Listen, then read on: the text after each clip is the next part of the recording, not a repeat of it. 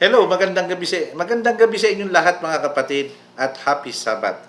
Ngayong gabi ay pangalawang Biyernes o pangalawang Sabat sa taong 2024.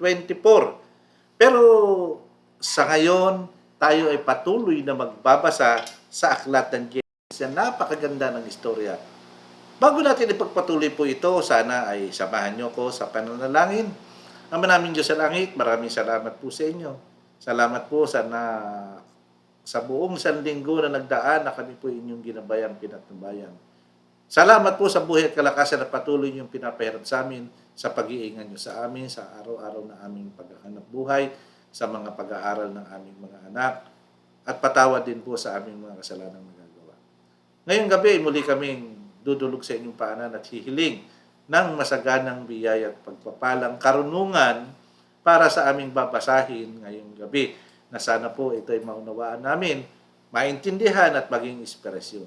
Salamat po sa pakikinig niyo sa aming panalangin. Samahan nawa kami ng inyong banal na Espiritu at ng inyong mga banal na anghel sa gawing ito sa pangalan po ng aming Panginoon Jesus. Amen. Pagpatuloy na po natin ang pagpabasa sa aklat ng Genesis 33. Okay.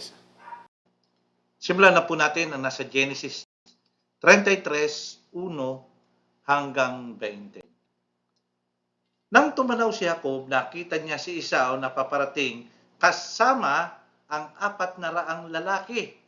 Kaya pinasama niya ang mga anak niya sa kanilang ina. Siyempre, may banta na ng kaguluhan yun ang iniisip ni Jacob. Kaya yung mga bata ay doon na sa nanay nila at magkaroon ng isang labanan. At pag alis sila, pinaunan niya ang 2 aliping babae at ang mga anak nila. Sumunod si Leah at ang mga anak niya at si Raquel at ang mga anak niyang si Jose.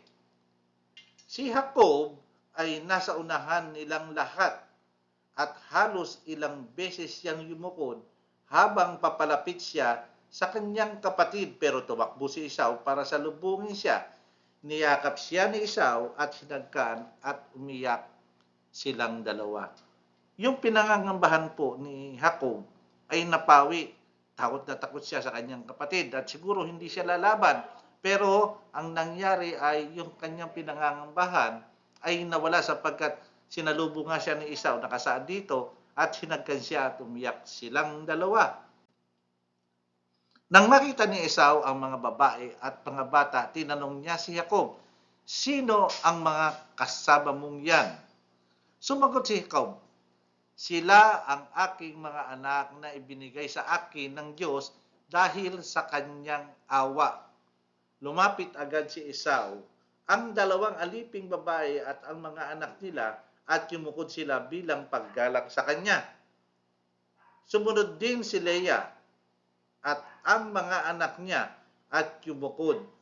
Ang huling lumapit at yumukod ay si Jose at ang ina niyang si Raquel.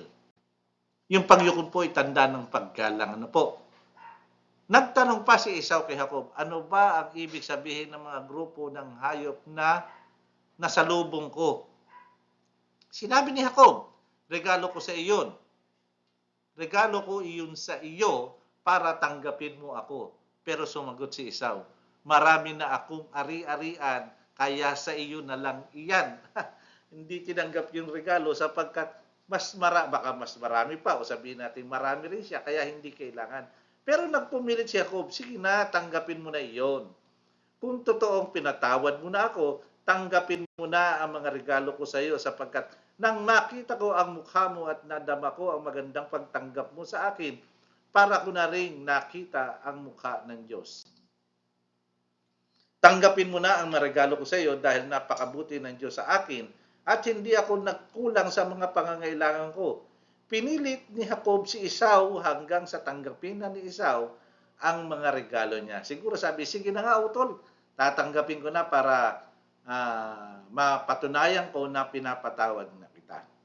Pagkatapos sinabi ni Esau, halika na, sabay na tayong umalis. Pero sumagot si Jacob, alam mo mong mabagal maglakad ang mga bata at kailangan kong alagaan ng mabuti ang mga hayop na nagpapasuso.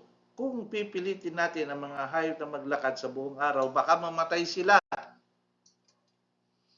Ang mabuti pa, mauna ka na lang sa amin. Susunod kami sa iyo sa bilis ng mga bata at ng mga hayop na kasabay namin, doon na lang tayo magkita sa Seir.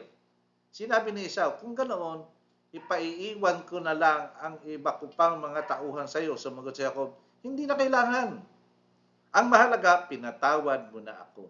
Kaya bumalik na lang si Esau sa Seir noong mismong araw na iyon. Pero si Jacob ay pumunta sa Sukot. Pagdating nila roon, gumawa si Jacob ng tirahan at ginawan din niya ng silungan ang mga hayop niya. Kaya ang lugar na iyon ay tinawag na Sukot. Hindi nagtagal nakarating din sila sa Kanaan mula sa Padan Aram na walang masamang nangyari sa kanila. Nakarating sila sa lungsod na pagmamay-ari ni Shechem. Nagtayo sila ng mga tolda nila malapit sa lungsod. Ang lupaing pinagtayuan nila ng tolda ay binili ni Jacob sa mga anak ni Hamor sa halagang 100 pirasong pilak. Si Hamor ay ama ni Shechem. Gumawa si Jacob ng altar na pinangalanan niyang El Elohe Israel. Napakaganda po. Salamat po. Napakaganda po. Napakagandang istorya, napakagandang tagpo na makikita nyo yung pinangangambahan ni Jacob ay napawi sapagkat ang akala niyang galit sa kanya, yung pala ay matagal na siya natawad. At talagang siguro kumbaga sa personal ay napakagandang tagpo sa isang magkapatid na matagal nang hindi nagkita. Salamat po sa inyong pakikisama at pakikinig sa akin ngayong gabi, sa panonood nyo. At sa pagtatapos po tayo manalangin. Ama namin Diyos sa langit, maraming salamat po sa inyo. Salamat po sa mga karunungan, istoryang napakaganda sa buhay ni Jacob at ni Esau, na sana po ito ay maging inspirasyon po namin sa aming buhay Kristiyano. Salamat po sa inyo ng marami at pakisamahan po kami sa araw nito, sa araw ng Sabat. Salamat po sa pagdilig nyo sa aming mga panalangin at ang lahat po hinihiling namin sa pangalan po ng aming Panginoong Hesus. Amen. Okay, maraming salamat po sa inyo at magkita-kita tayo bukas sa ating bahay sa Happy Sabat!